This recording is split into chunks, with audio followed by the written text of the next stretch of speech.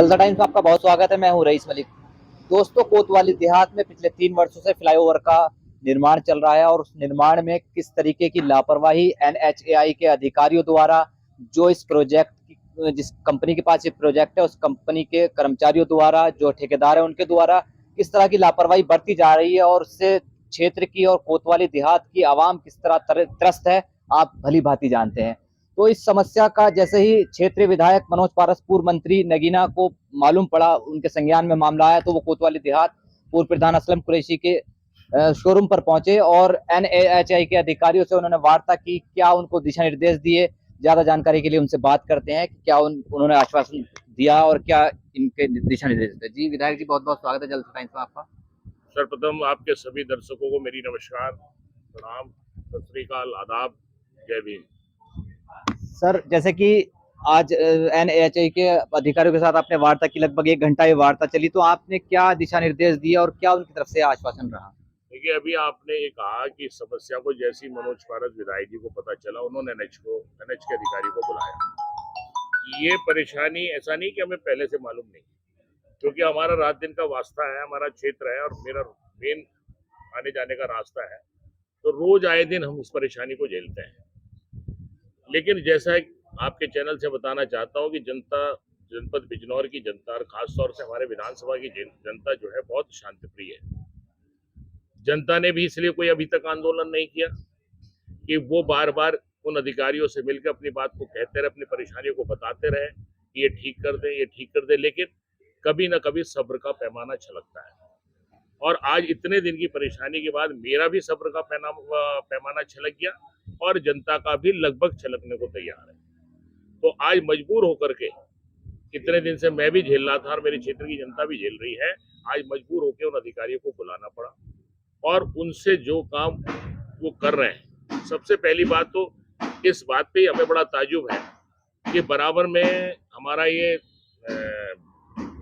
धामपुर नजियाबाद और हरिद्वार हाईवे बन रहा है। लगभग दोनों हाईवे लगभग साथ ही शुरू हुए। वो कुछ दिन पहले शुरू हुआ था, लेकिन उसे आज कंप्लीट हुए 1 साल से ज्यादा हो गया, 1.5 साल से ज्यादा हो गया। और ये जो शुरू हुआ या 3 साल होने के बावजूद भी आज तक कंप्लीट नहीं है। दूसरा, अगर कहीं इन्होंने कुछ काम पूर्ण भी किया है, जैसे ही कहते हैं कि 70% काम हमारा पूर्ण हो गया है, लेकिन हमारे क्षेत्र में, खास तौर से नगीना क्षेत्र में जितने भी पुल हैं, बरूकी का पुल आप देखेंगे वो पूरा नहीं है, उसके आगे सादीपुर का पुल है वो पूरा नहीं है, उसके आगे आप देखें महेश्वरी वाला पुल है वो पूरा नहीं है, और ये कोतवाली वाला पुल पूरा नहीं है। तो या तो हम विपक्ष के नाते इस बात को झेल रहे हैं कि भारतीय जनता पार्टी की सरकार के डायरेक्शन है, क्योंकि एनएच का ये मामला है, हो सकता है उनका डायरेक्शन हो कि पहले सत्ता पक्ष का काम पूरा करना फिर विपक्ष का काम पूरा करना। तो या तो हम इस नाते इस बात को झेल रहे हैं, लेकिन आज मैं आपके चैनल के माध्यम से बताना चाहता हूं कि जिस तरह से पैमाना छलक गया है, आज उन्होंने अधिकारियों ने 5 तारीख तक का वक्त मांगा था, उसमें वो 5-6 काम उन्होंने जनता ने बताया कि सबसे पहले ये ज्यादा जरूरी, एक तो जितने नाले हैं उन नालों में बरसात का मौसम आने वाला है, वो नाले बंद भी अगर गए हैं तो उसमें दुनिया भर का कबाड़ पड़ा है, कचरा पड़ा है, मिट्टी पड़ी है, मिट्टी से पटे हुए हैं, ईंट रोड़ा बजरी पड़ी है, तो उनकी सफाई करने के लिए सर उन्होंने कहा 5 तारीख तक नालों की पूरी सफाई कर दें।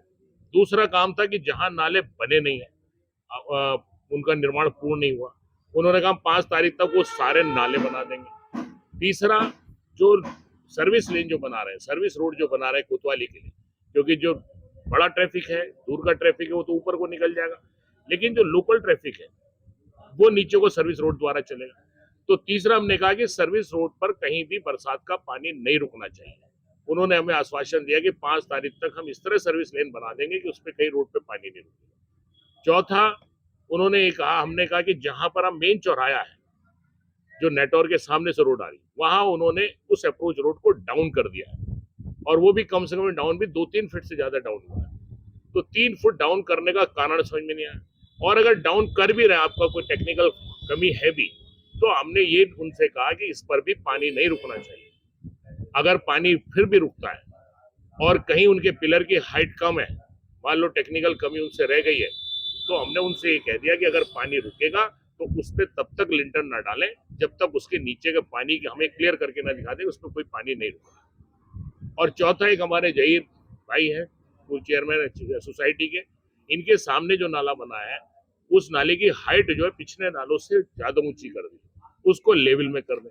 तो ये सारे काम के लिए उन्होंने हमसे कहा था 5 तारीख तक पूरा करा दें, लेकिन हमने उनसे कहा 5 नहीं, आप 10 तारीख तक का समय दें। हमने उन्हें 10 तारीख तक का समय दिया है, सारे लोगों से राय करके, जिसमें असलम भाई भी, हमारे पूर्व प्रधान जी यहाँ थे, जहीर चेयरमैन साहब थे, और सैकड़ों लोग और कोतवाली के थे, और हमारे व्यापार सभा के वीर सिंह जी जो अध्यक्ष हैं, वीरपाल जी, वो भी यहाँ थे। सबने राय करके 10 तारीख का इन्हें समय दिया है। अगर 10 तारीख तक ये 5 काम पूरे नहीं करते हैं वो, जो हमने उन्हें बताया और लिखित में उनसे साइन किया, तो हम आपके माध्यम से जिला प्रशासन को भी ये बात कहना चाहते हैं कि फिर कोतवाली की जनता और हम सब मिलकर आंदोलन करने के लिए बाध्य होंगे, मजबूर होंगे, क्योंकि अब पैमाना छलक चुका है। 3 साल झेलते झेलते हो गए, लेकिन अब भी अगर ये रोज, अभी बीच में आपने देखा हो पिलर गिर गया था, वो तो ये अच्छा हो कि एक बड़ा हादसा होने से टल गया, उसके बावजूद भी यहाँ की जनता ने बहुत सब्र से काम लिया। अगर कहीं और पिलर गिरा होता तो उसका ये आंदोलन का रूप ले लेता। तो इसलिए आपके चैनल के माध्यम से एनएच के अधिकारी को दोबारा चेताना चाहता हूँ, और अधिकारियों को भी चेताना चाहता हूँ, डीएम साहब हो, कप्तान साहब हो, सारे पुलिस अधिकारियों को, प्रशासनिक अधिकारियों से, कि वो भी इनसे बात कर लें। इन्होंने 5 तारीख नहीं, हमने 10 तारीख का समय दिया, और ये 5 काम पूर्ण करके दिखा दें, फिर आगे बात होगी। इसलिए आपका बहुत बहुत धन्यवाद। ठीक है, ये थे हमारे साथ विधायक मनोज पारस नगीना से, जो बता रहे थे कि एनएचएआई के अधिकारियों के साथ जो उनकी वार्ता हुई है उसमें उन्होंने 10 तारीख तक का उनको समय दिया है। 10 तारीख तक अगर वो कार्य को कंप्लीट नहीं करते हैं तो वो आंदोलन करने के बाध्य होंगे। मैं कैमरामैन सरताज मलिक के साथ रईस मलिक। जय हिंद, जय भारत।